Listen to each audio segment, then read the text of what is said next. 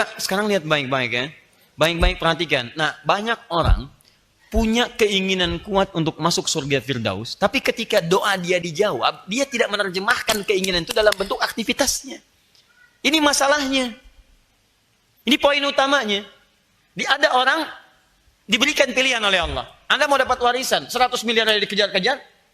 Ya apalagi surga Firdaus, Masya Allah, itu nggak ada bandingannya. 100 miliar meninggal, nggak dibawa ke alam kubur. Surga Firdaus apa yang nggak ada? Anda kepikiran langsung ada. Baru kepikiran ada Pak, dekat lagi. Dekat, langsung ambil. Masya Allah. Sudah, nggak ada batas. Menurut saya, tidak cerdas. Sangat tidak cerdas. Orang-orang yang diberikan satu anugerah melimpah, tapi dia memilih yang sedikit, sangat tidak cerdas. Dan yang sedikit itu, bahkan tidak dia gunakan dalam kehidupannya. Hanya sekedar dipegang aja. Pegang, bikin status, 100 miliar, ceklik, dipakai enggak? Silahkan cek. Nah, jadi kita mesti berpikir dengan cerdas, dan kecerdasan ini harus ditanamkan spirit di dalamnya. Sebab kalau nggak diisi dengan roh, percuma kecerdasan itu. Akan dipakai pada sisi yang lain lagi. Karena itu ketika Anda mengharapkan, saya pengen mendapatkan warisan surga Firdaus, diburu, dikejar segalanya. Apa aktivitas yang bisa mengantarkan pada raihan itu? Maka turunkan, naikkan ke atas. 9, 8, 7, 6, 5, 4, 3, 2, 1, peng. Qad aflahal mu'minun. Qad aflahal mu'minun. Dibuka dengan kalimat iman. Orang beriman pasti bahagia. Apa yang menjadikan dia bahagia? Teruskan dulu ke bawah tadi. Dia mendapatkan surga Firdaus. Apa amalan mendapatkan itu? Lihat satu. Alladzina hum fi salatihim khashi'un. Dia salat dan salatnya dia berusaha untuk khusyuk. Lihat. Jangan kira Anda yang semua salat bisa masuk surga Firdaus. Karena kalau Anda ingin masuk surga Firdaus, syarat pertama dalam salatnya khusyuk. Salat khusyuk. Masya Allah. Nih. Awas, hati-hati. Hati-hati. Salat insya Allah semua orang Islam wajib salat. Tapi apakah setiap yang salat itu khusyuk? Awas. Ada orang yang khusyuk, ada orang yang tidak khusyuk.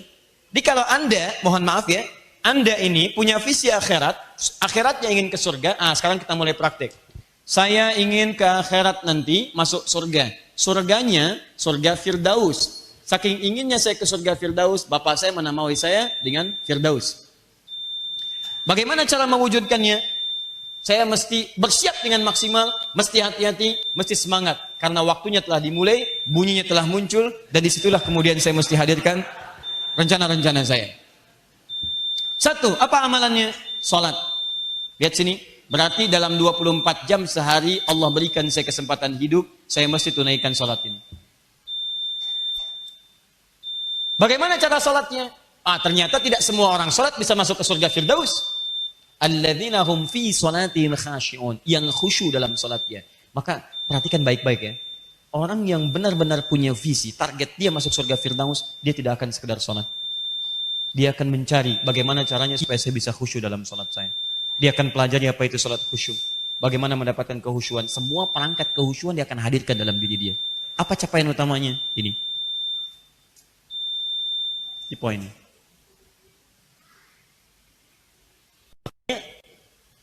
Kalau ada orang calon penghuni surga Firdaus, itu saat di dunia aktivitasnya kelihatan, dia nggak akan gadaikan sholatnya dengan urusan dunianya.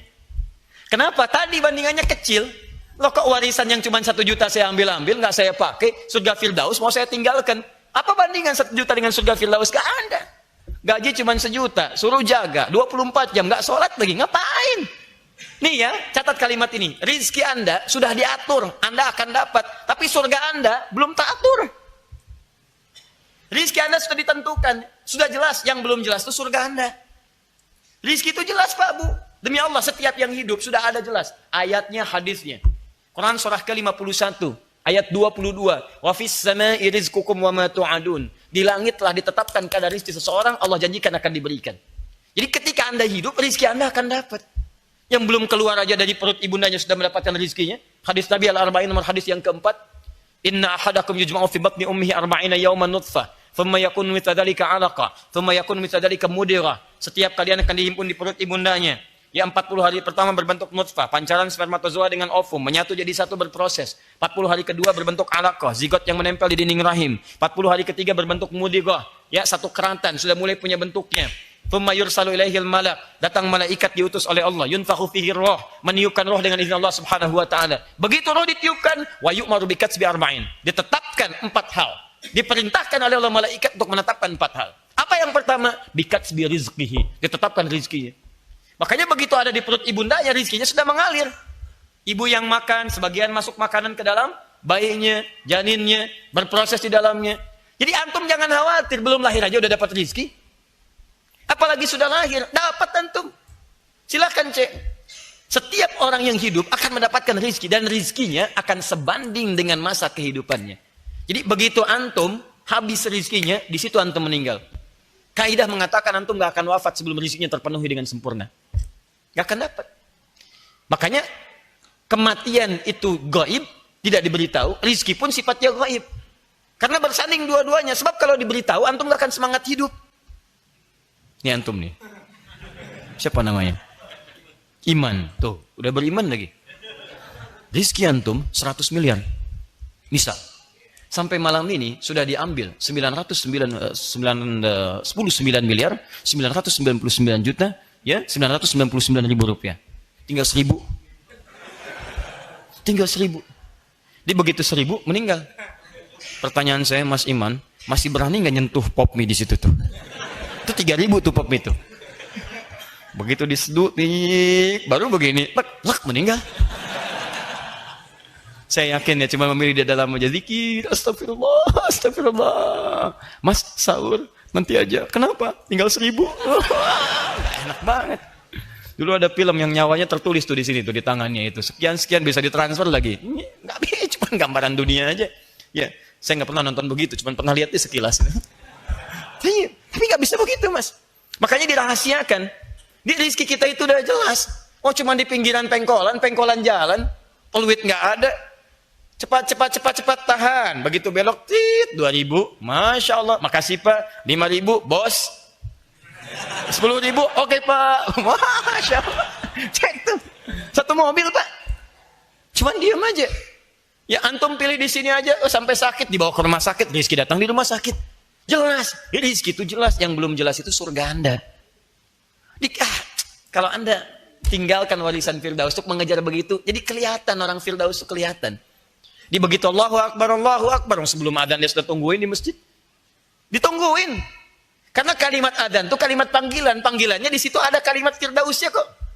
Silakan cek 23 tadi, Quran surah 23 ayat 1.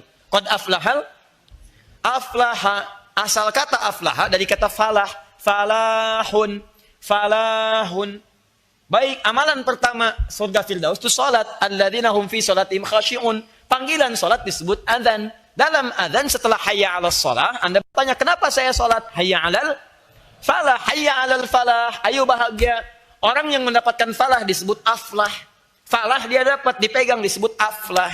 Apa yang dia pegang? Firdaus. Makanya kalau orang ahli Firdaus begitu mendengar kalimat hayya 'alal falah dan dia baru tahu itu adzan, dia belum lihat waktu, maka dia akan katakan padanya, Allah terlambat saya. Terlambat padahal salat aja belum. Tapi kalau nggak punya visi yang ini, susah. Hayya 'alal falah. Oh, belum la ilaha illallah. Masih pahala. Jauh. Tuh. Sudah. Susah. Takut meninggal aja. Cuma jadi catatan di tulisannya. Ingin masuk surga Firdaus. Pulang ke rumah, baiti jannati. Rumahku surgaku. Ayo, rumahnya masuk surga, dianya enggak. Ayo cek. Terus lizakati sa'idun, anilawi mu'ridun, dan seterusnya. Turunkan jadi satu kehidupan. Nah, karena itu saya sarankan pada Anda, kita sebetulnya mulai sih beberapa tempat bikin hunian, bikin bimbingan, tapi sebetulnya konsep ini Anda bisa bawa ke tempat Anda sendiri. Kenapa di rumah tidak Anda turunkan? Nih, saya insya Allah bersama keluarga memiliki ikrar, insya Allah masuk surga Firdaus. Ya Allah, mohon ya Allah, mohon ya Allah. Kata Allah, jangan banyak memohon, ini saya berikan tiketnya. Ini tiketnya, kamu mohon saya berikan. Kamu mohon, saya sampaikan. Apa itu tiketnya? Sudah turunkan. Salat, zakat. Hindarkan dari yang tidak penting. Anil lagwi mu'ridun. Tidak penting. Segala hal yang tidak penting, tidak esensial. Teruskan. Maaf, li furujihim hafizun. Kemudian dia menjaga kehormatan dirinya. Kita bergaul secara bebas yang tidak ada batasan. Menjaga kehormatan diri. Masya Allah. Ini turunkanlah jadi pedoman kehidupan. Cari aktivitas antum. Mulai bekerja untuk ayah, ibu di rumah, anak-anak sekolah. Jadi kalau ahli Firdaus itu mustahil orang tuanya mengirim anaknya ke tempat yang nggak ada pelajaran sholat di dalamnya. Atau minimal dia nggak bisa sholat. Bahkan dilarang sholat, keterlaluan tuh. Katanya pengen surga Firdaus. Tapi mengirim anaknya ke kampus yang bahkan sholat pun dilarang. Dan perjanjian masuknya harus ikut ibadah orang lain. Ada Pak sekarang. Demi Allah saya katakan, saya mengalami situasi itu. Orang tua mengadukan pada kami, anaknya diterima di satu kampus, masuk luar biasa, hebat Pak, prestisius kampusnya. Syarat pertamanya, dia tidak boleh dilarang oleh orang tuanya untuk ikut ibadah di tempat itu yang dikerjakan dalam naungan kampus yang dimaksudkan. Jadi kampus itu kampus agama lain. Di situ ada kewajiban mesti ibadah, mesti ikut kebaktian. Orang tua nggak boleh larang. Kalau dilarang dikeluarkan dari kampus itu. Pertanyaan saya, kok bisa gitu orang tua mengirimkan anaknya ke situ?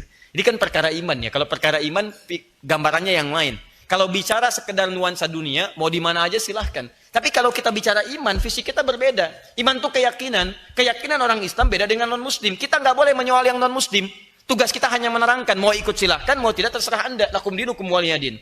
Dan pembahasan kita saat ini, itu pembahasan yang dilindungi oleh undang-undang kita. Pasal 29 ayat 2. Negara menjamin kemerdekaan tiap-tiap penduduk untuk memeluk agamanya masing-masing dan beribadah menurut agama dan kepercayaannya itu. Kita percaya dengan konsep keislaman. Kita percaya dengan Quran. Maka kita terjemahkan kepercayaan kita dalam bentuk aktivitas yang disebut dengan ibadah. Tapi kita pun tidak boleh kita usil kemudian mengganggu orang lain. Yang di luar kepercayaan kita silahkan. Tugas kita berdakwah, sampaikan. Ini begini. Mau ikut silahkan, tidak silahkan. Tapi menyoal, tinggalkan. Apalagi berbuat anarkis itu nggak boleh. Bom sana, bom sini, ya tidak dibenarkan dalam tuntunan. Saya kembalikan ke sini. Ini baru sholat Pak. Antum nih yang itikaf di sini, coba cek pekerjaan Anda selama ini. Duhai Anda yang katanya pengen surga Firdaus, bersama Nabi lagi, Masya Allah, surga Firdaus bersama Nabi, kumpul dengan para syuhada, Allahu Akbar, Allahu Akbar. Ntar deh, Anda siapa? Duhai Anda yang anak kampus, cek, kerjakan lagi, sholat ditunda dan sebagainya, katanya surga Firdaus. Kenapa Anda tidak mencari kampus yang menjamin surga Anda?